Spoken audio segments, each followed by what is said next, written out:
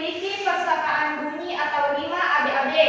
Pantun biasanya digunakan untuk menyampaikan pesan, nasihat maupun hiburan. Nah, tadi pantun itu ada berapa baris? 4. Oke. Selanjutnya ada ciri-ciri pantun. Yang pertama, setiap bait terdiri dari 4 baris. Dan setiap baris terdiri dari 8 sampai 12 suku kata. Baris pertama dan kedua disebut sampiran, baris ketiga dan keempat disebut isi, dan pantun itu biasanya bersajak ABAB atau AAAA. Selanjutnya ada jenis-jenis pantun. Yang pertama ada pantun teka-teki. Pantun teka-teki berisi pertanyaan yang harus ditebak jawabannya. Yang kedua ada pantun jenaka. Sesuai dengan namanya, pantun ini memiliki kandungan isi yang lucu dan menarik.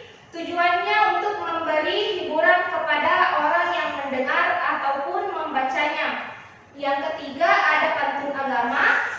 Pantun agama itu memiliki kandungan isi yang membahas mengenai manusia dengan penciptanya. Tujuannya untuk memberikan pesan moral dan didikan kepada pendengar dan pembaca. Yang keempat, pantun nasihat. Pantun nasihat berisi pesan, anjuran atau nasihat yang baik untuk kehidupan sehari-hari. Selanjutnya ada bagian-bagian pantun. Anak-anakku silakan perhatikan contoh pantun yang ada di atas. Jadi bagian-bagian pantun itu ada 2, yaitu sampiran dan isi.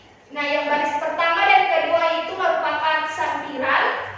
Sampiran biasanya digunakan sebagai pengantar pantun. Biasanya sampiran memang tidak memiliki hubungan dengan isi pantun, tapi terkadang sampiran dapat memberi bayangan terhadap isi pantun. Dan baris ketiga dan keempat merupakan isi. Isi pantun merupakan bagian inti yang berisi maksud dan pikiran yang akan disampaikan si pembuat pantun. Nah, tadi ada berapa bagian-bagian visi pantun? 2. Coba sebutkan. Sampiran, isi. Sampiran terletak pada baris berapa? 1, 2. Kalau isi? 3, 4. Oke, sudah paham ya bagian-bagian pantun? Selanjutnya ada langkah-langkah menulis pantun. Yang pertama, kita harus menentukan temanya terlebih dahulu. Nah, tema pantun itu dapat berupa persahabatan, rajin belajar, kebersihan, maupun tentang kasih sayang. Yang kedua, menentukan isi pantun. Isi pantun merupakan pesan yang ingin disampaikan. Dan yang ketiga, membuat sampiran. Sampiran dibuat dengan menyesuaikan bunyi akhir isi pantun. Dan yang terakhir, menyesuaikan rima. Pantun harus memiliki akhir ABAB. Selanjutnya ada manfaat menulis pantun. Dengan menulis pantun dapat melatih kreativitas kalian. Yang kedua, menambah kosakata. Yang ketiga, melatih kemampuan berbahasa. Yang keempat, belajar menyampaikan pesan dengan baik. Dan yang kelima, membuat pembelajaran menjadi menyenangkan. Nah, coba perhatikan contoh pantun yang ada di atas. Siapa yang bisa membacakan pantun pertama? Ayo, coba silakan. Pergi pagi membawa buku. Cakep. Buku dibaca di bawah pohon. Cakep. Kalau ingin menjadi maju, rajin belajar dan sopan santun. Yeay. Tepuk tangan untuk Irma. Jadi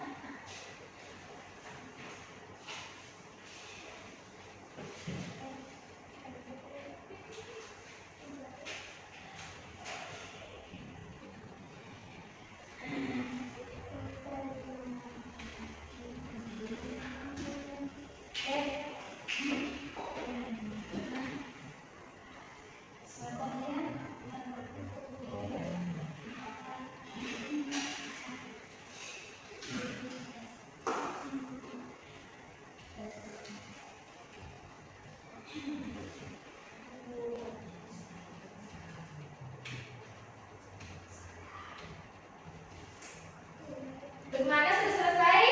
Belum.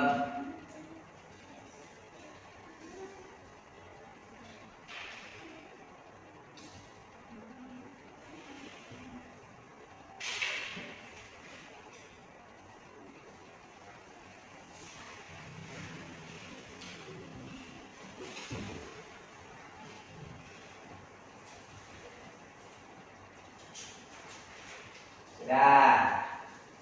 Sudah selesai semuanya? Sudah, Bu Guru. Oke. Sekarang kelompok 1 silakan membacakan kegiatan 1. Di sini mau guru? Iya, berdiri.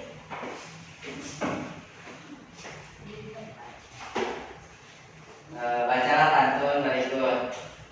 Pergi pagi membawa buku, buku dibaca di bawah pohon. Kalau ingin menjadi maju, rajin belajar dan semangat santun.